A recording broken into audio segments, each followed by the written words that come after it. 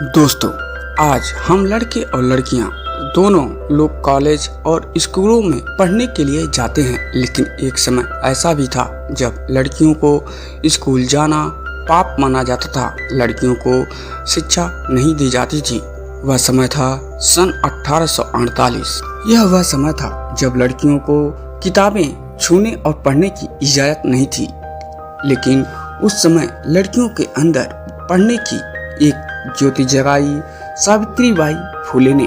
आज की कहानी सावित्रीबाई फुले के बारे में है कि उन्होंने किस तरह से शिक्षा को आगे बढ़ाया और लड़कियों को उस समय में पढ़ने के लिए प्रेरित किया। अगर दोस्तों इस तरह का वीडियो देखना पसंद करते हैं तो चैनल को लाइक करें, सब्सक्राइब करें और लोगों में शेयर करें। चलिए वीडियो को आगे बढ़ाते हैं। स्त्रियों के अधिकार और अशिक्षा और छुआछूत और सती प्रथा, बाल विवाह अथवा विधवा विवाह जैसी कुरीतियों पर आवाज उठाने वाली देश की पहली महिला सावित्रीबाई फुले, जिन्होंने अपने पति के साथ मिलकर शिक्षा के प्रति क्रांति लाई। जिन्होंने सावित्रीबाई फुले का सबसे बड़ा योगदान महिलाओं और खासकर दलितों की शिक्षा के लिए अलग जगाना था। 3 जनवरी सन 1831 को महाराष्ट्र के सतारा में स्थित नायगांव में पैदा हुई सावित्रीबाई फुले महज 17 साल की उम्र में ही अध्यापिका और प्रधानाचार्य बन गई थी। उनकी इस सफलता में उनका साथ उनके पति व सामाजिक क्रांतिकारी नेता ज्योतिबाई फुले ने दिया था। सावित्रीबाई उस जमाने में पढ़ना चाहती थी, लेकिन उस समय समाज में दलितों के साथ काफी भेदभाव होता था। दलितों के बच्चों को पढ़ने का भी हक नहीं था। सावित्रीबाई एक दिन अंग्रेजी की किताब लेकर पढ़ने की कोशिश कर रही थी। इस दौरान उनके पिता ने देखा और किताब फेंककर उन्हें डांटा। उन्होंने सावित्रीबाई फुले को कहा कि शिक्षा सिर्फ उच्च जात के पुरुष ही ग्रहण कर सकते हैं, दलित और महिलाओं को पढ़ने की इजाजत नहीं है, क्योंकि दलितों को पढ़ना पाप है। इसके बाद सावित्रीबाई ने प्रण लिया कि वह जरूर शिक्षा ग्रहण करेंगी, चाहे कुछ भी हो जाए। इसके बाद सावित्रीबाई फुले ने पढ़ना शुरू किया। उन्होंने हर चुनौती को डटकर सामना भी किया। जब वह पढ़ने स्कूल जाती थी तो लोग उन्हें पत्थरों से मारते थे, लोग उन पर कूड़ा और कीचड़ भी फेंकते थे, लेकिन उन्होंने हिम्मत नहीं हारी। वह जरूरी पढ़ाई पढ़ने के बाद उन्होंने दूसरी लड़कियों और दलितों के लिए एजुकेशन पर भी काम करना शुरू किया। सावित्रीबाई ने साल सन 1848 से लेकर 1852 के बीच लड़कियों के लिए 18 स्कूल खोले थे। उन्होंने सन 1848 में महाराष्ट्र के पुणे में भारत के पहले बालिका स्कूल की शुरुआत की थी। इसके बाद उन्होंने लड़कियों के लिए 1-2 नहीं बल्कि 18 स्कूलों का निर्माण करवाया।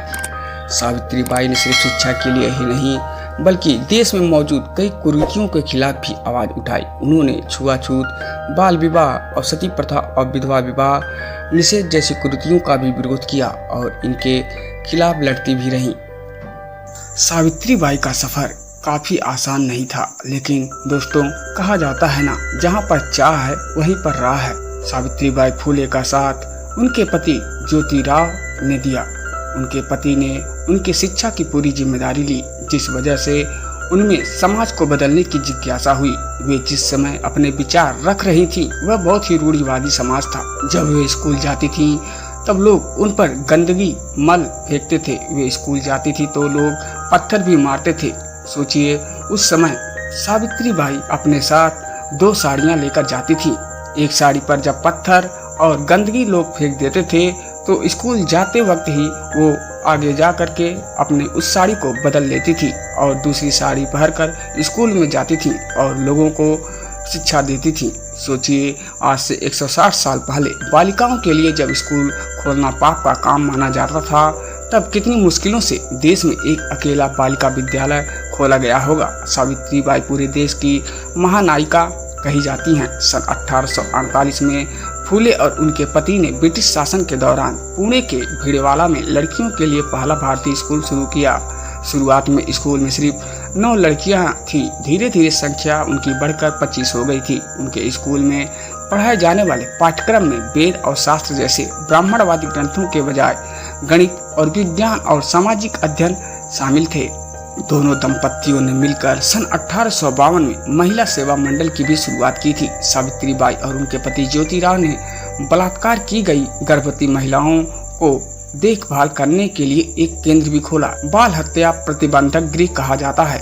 वर्ष 1850 तक इस दंपत्ति के 2 शैक्षिक ट्रस्ट भी थे। सावित्रीबाई को आधुनिक मराठा काव्य का अग्रदूत भी कहते हैं। उनकी कविताएं समाज चेतना को जगाने की बात करती हैं। सन 1897 में जब बुबोनिक प्लेग की तीसरी महामारी ने नालासोपारा में महाराष्ट्र के आसपास के क्षेत्र को गंभीर रूप से प्रभावित किया, तो सावित्रीबाई और उनके पुत्र यशवंतराव, जो उनके दत्तक पुत्र थे, बीमारी से पीड़ित रोगियों के इलाज के लिए महाराष्ट्र के पुणे के किनारे एक केंद्र खोला। वह मरीजों को सुविधा केंद्र तक ले गई, जहां उनके बच्चे ने उनका इलाज किया। सब कुछ ठीक होने की स्वाभाविक प्रक्रिया में मरीजों की सेवा करते करते उन्हें भी बीमारी हो गई और 10 मार्च सन 1897 को सावित्रीबाई फुले का निधन हो गया। मगर उनका निधन भारत में एक बदले की भावना जला गई और महिला शिक्षा की तरफ एक नई कहानी लिख गई, जो आने वाले पीढ़ियों को प्रेरणा दे रही हैं। तो दोस्तों, आपको हमारा यह वीडियो कैसा लगा? आप हमें सब्सक्राइब करें और हमारे चैनल को ग्रो करने में हमारी मदद करें। धन्यवाद।